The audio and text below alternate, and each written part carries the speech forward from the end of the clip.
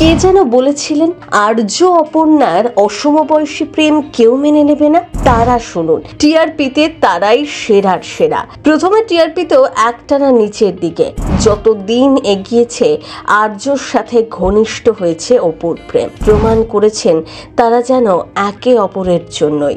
তাদের চোখের ভাষা প্রমাণ করেছে এই জুটি সেরা সেরা।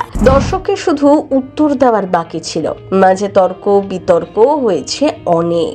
ব্যক্তিগত সম্পর্কের কোনো প্রভাব অনস্ক্রিনে পড়েনি। অভিনয় করে গিয়েছেন চুটিয়ে। ব্যথা কখন লাগলো জানেন? আর্যর সাথে যেই অপর্ণার বিয়ে ভাঙলো, দর্শকরা সেই কষ্ট নিতেই পারলেন না। আর্য সিংহ রায় বলতে অজ্ঞান হাজার হাজার ভক্ত। অপুও তাদের বড্ড প্রিয়।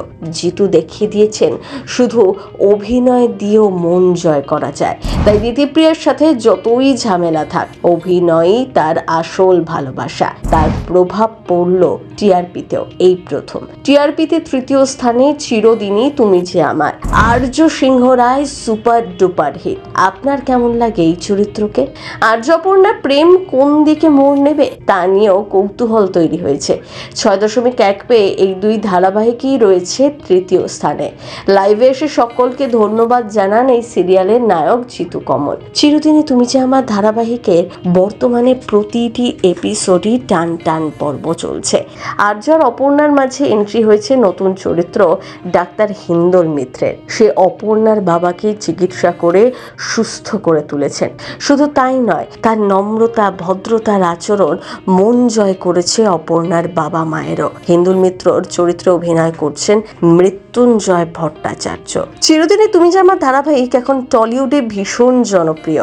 ধারাবাহিকে দর্শকদের মধ্যবনী হলেন আর্য অপর্ণা। তাদের মাঝে বারবার যারা এসেছেন তারাই চক্ষুশূল হয়ে উঠেছেন। এক্ষেত্রে হিন্দলেরও অবস্থা তাই।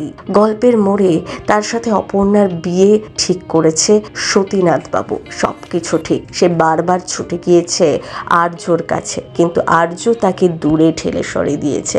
আসলে সতীনাথ বাবু কিছুতেই মেনে নিতে পারবেন না এই বিয়েটা। তাই আর্য আর কোনো চেষ্টা করেননি। শেষ পর্যন্ত দেখা যায় হিন্দল আর অপর্ণা আর্যর কাছে যায় বিয়ের আমন্ত্রণ জানাতে।